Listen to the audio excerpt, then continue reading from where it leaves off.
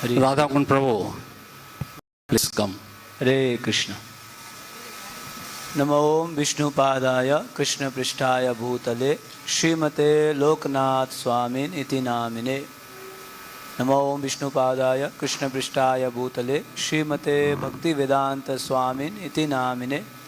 नमस्ते सारस्वती देवे गौरवाणी प्रचारिणी निर्विशेष शून्यवादी पाश्चात्य देश तारिणी।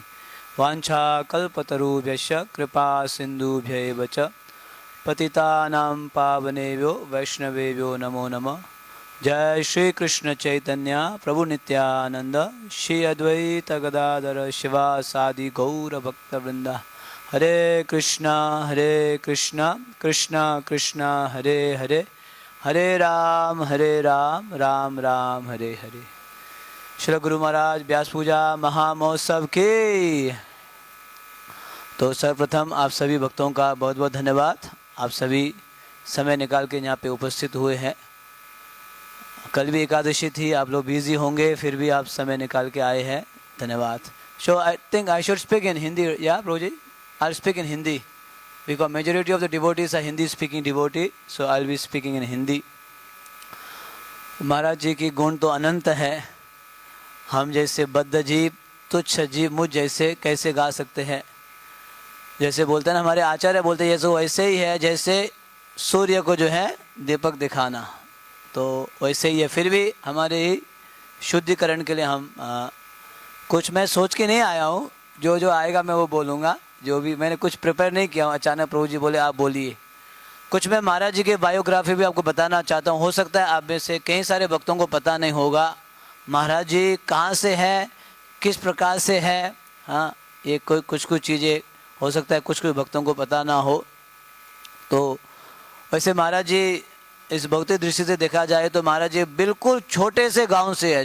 बिल्कुल छोटा सा गांव है अरावड़े। आप में से कौन कौन गए अरावड़े गांव? कुछ भक्त गए। महाराज जी का जन्म स्थान अरावड़े सांगली के पास है, और आज भी वो गांव वैसे ही है, छोटा ही है बिल्कुल। आप सोचिए आज से 70-75 साल पहले क्या होता होगा, और इतना तक छोटा है। महाराज जी जब 12 साल के हुए, when he was 12 years old, first time he saw electricity. When he was 12 years old, जब महाराज जी 12 साल के हुए, प्रथम बार उन्होंने ये बिजली देखा, लाइट। वो भी अपने गांव में नहीं, उनके गांव से थोड़ा सा डिस्टेंस में कुछ मेला लगी थी। गुरु महाराज बता रहे थे हम लोगों को, तो मेला लगी थी, तो मेला के लिए गए थे। तो फर्स्ट टाइम उन्होंने देखा कि ये सब लाइट है, ऐसे लाइट जलती है। उससे पहले तो उनके घर में जो केरोसिन वाला चलता है ना, वो चलता था। तो महाराज बता रहे थे जब फर्स्ट टाइम हमने बिजली देखा और घर लौट के आया तो रात भर वही चल रहा था। अपने दिमाग में जो है वही, अच्छा ऐसे भी बिजली होती है, जलती है। मतलब इतने सिंपल बैकग्राउंड से, इतने सिंपल। हाँ, और महाराज जी जब 19 साल के हुए, 19 साल, when he was 19 years old, first time he sat on a bus. जब 19 साल के हुए तो फर्स्ट टाइम महाराज जी जो है एक बस में बैठे, गाड़ी में बैठे। उससे पहले कभी बस गाड़ी में बैठे ही नहीं थे। इतने मतलब सिंपल बैकग्राउंड से। अब देखिए 12 साल में उन्होंने बिजली देखा, 19 साल में उन्होंने बस में बैठे। जब उनको जाना था पढ़ाई के लिए, आगे जाना था, सांगली या बॉम्बे जाना था, तब। इतने सरल परिवार से हमारा, इतने सरल, बिल्कुल सरल। हाँ, लेकिन अभी हमें महाराज जी को लगता नहीं ऐसे है, क्योंकि महाराज जी हर परिस्थिति में डील कर सकते हैं। आप सरल से सरल परिस्थिति में डील करेंगे, देश विदेश में उसी हिसाब से डील करेंगे। मैं महाराज जी के साथ तीन चार कंट्रीज ट्रैवलिंग किया हूँ, मलेशिया, थाईलैंड इत्यादि कंट्रीज में प्रचार के लिए गया हूँ। तो जब देश विदेश जाएंगे तो उसी हिसाब से डील करेंगे, लेकिन अपने क्षेत्र में जाएंगे तो उसी हिसाब से, है ना। उनको सब पता रहता है किस प्रकार से डील करना है। तो महाराज जी बहुत ही सरल परिवार से हैं, सिंपल परिवार से हैं। उनको किस प्रकार से डील करना है सब मालूम होता है, मालूम रहता है महाराज जी को। लेकिन जब महाराज जी अंग्रेजी बोलेंगे तो आपको पता नहीं चलेगा ये कोई इंडियन जो है सन्यासी बोल रहे हैं। बिल्कुल परफेक्टली जो एक्शन होता है अंग्रेजी बोलने का, अगर आप फेस कवर करके सुनेंगे तो लगेगा कि कोई जो है कोई अमेरिका से कोई बोल रहे हैं। Because he is perfect in everything. कुछ भी करते हैं बिल्कुल परफेक्टली करते हैं। आप संस्कृत उच्चारण करेंगे, परफेक्टली करेंगे। महाराज जी बार बार बोलते हैं कि अभी भी प्रभुपाद जी के जो हैं प्रणाम मंत्र को अधिकता लोग गलत उच्चारण करते हैं। महाराज बार बार बोलते हैं, महाराज बोलते हैं नमस्ते सरस्वती देवी होना चाहिए, तो अधिकतर सभी लोग उच्चारण करते हैं नमस्ते सरस्वती देवी। मतलब वो हर चीज में बहुत ध्यान रखते हैं, इसलिए उन्होंने ग्रंथ भी लिखा है संस्कृत उच्चारणम, जो बेसिक चीज हमारे इस्कॉन के भक्त है उसमें समझे। तो महाराज जी का जो है इस्कॉन में बहुत ही बड़ा योगदान है।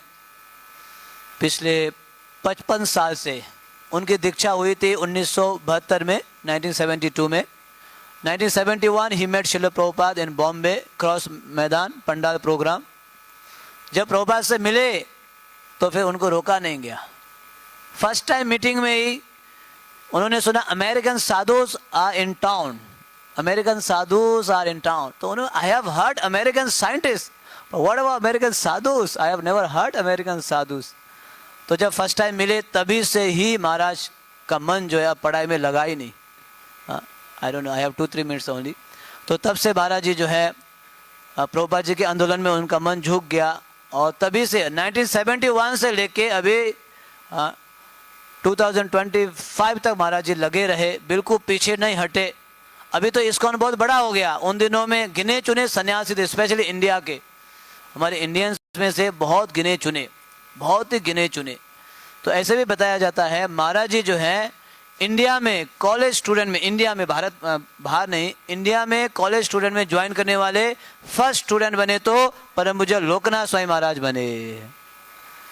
बाहर के जो इंडियंस है वो बाहर ज्वाइन किए थे, लेकिन महाराज जी जो है फर्स्ट इंडियन स्टूडेंट बने यहाँ से।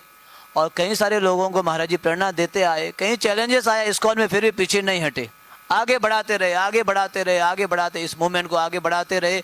आज के दिन में महाराज जी की अध्यक्षता में भारत में 8 पदयात्रा चलती है continuously. 8 पदयात्ras are going on in all over India.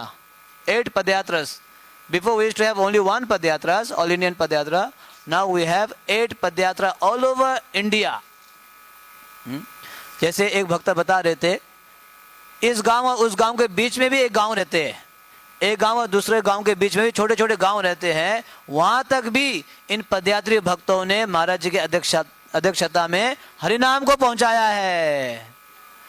और जब सेंटेनियल हुआ 1996 में, महाराज जी के अध्यक्षता में 108 देशों में 108 countries during centennial, 108 countries padyatra was done. Maharaj did 108 padyatra in 108 countries.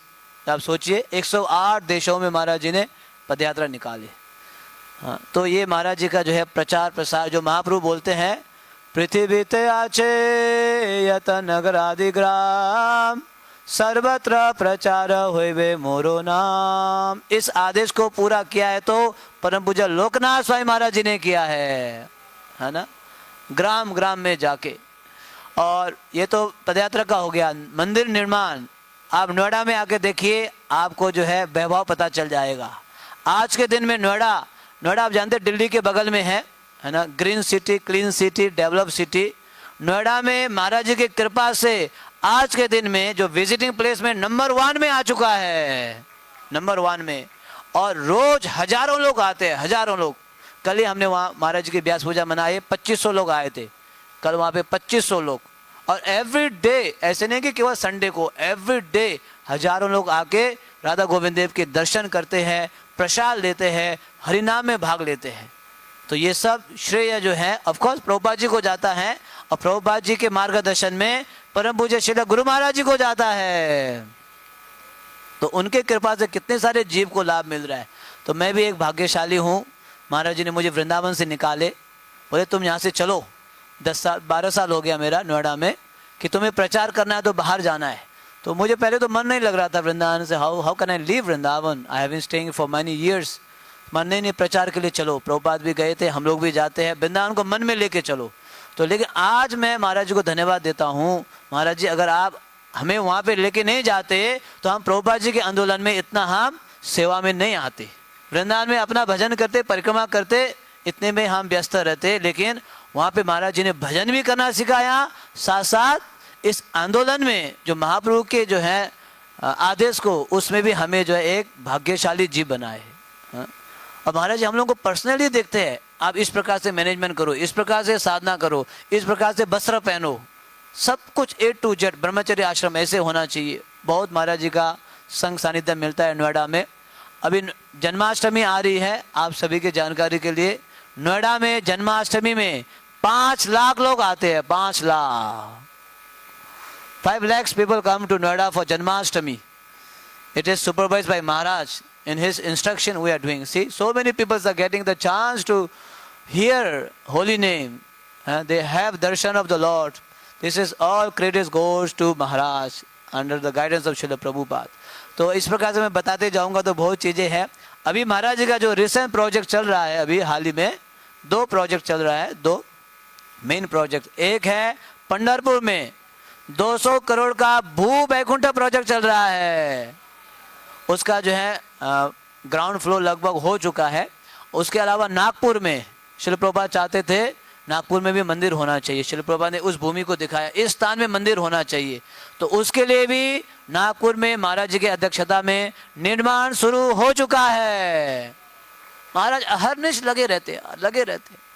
मैं हम नोएडा तो महाराज रेस्ट तो करो, आप इतना ट्रैवलिंग करके आए हो फ्लाइट से, रेस्ट नहीं करेंगे, भक्तों से मिलेंगे, मंदिर में चक्कर लगाएंगे। तो उन्होंने पूरा अपना जीवन गुरु और गौरांग के लिए न्योछावन किया है महाराज जी ने। अभी महाराज जी पुस्तक भी लिख रहे हैं, कई सारे पुस्तक भी। तो हम लोग बहुत ही भाग्यशाली है, वैसे गुरु महाराज जी के अध्यक्षता में सानिध्य में हमें प्रभुपाद जी को असिस्ट करने का अवसर मिल रहा है। तो मैं भगवान श्री कृष्ण बलराम से यही प्रार्थना करता हूँ कि आप हमें शक्ति दीजिए ताकि हम महाराज जी के चरण कमलों में जीवन भर लगे रहे और महाराज जी के बाद भी हम जो है उनके आदेशों को हम पालन करते रहे। ऐसे करके हम महाप्रभु के जो है इस आंदोलन में हम भी कुछ न कुछ भागीदारी बने। तो आज के दिन में मैं महाराज जी से प्रभुपाद से यही प्रार्थना करता हूँ। कई सारे भक्त है बोलने के लिए, बहुत बहुत धन्यवाद। अभी महाराज जी भी आएंगे कुछ देर में, हम सभी को लाइव दर्शन देंगे। श्री गुरु महाराज व्यास पूजा महामहोत्सव के जय। हरे कृष्ण। थैंक यू राधा कुंड प्रभु। यथा पिता तथा पुत्र, जैसे पिता वैसे पुत्र, तो हमें राधा कुंड प्रभु में गुरु महाराज की छवि दिखती है।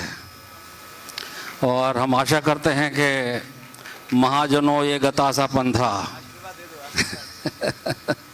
तो भविष्य में हम प्रार्थना करते हैं या हम देख रहे हैं कि राधा कुंड प्रभु भी त्रिदंडी स्वामी बनेंगे। हरि बोल।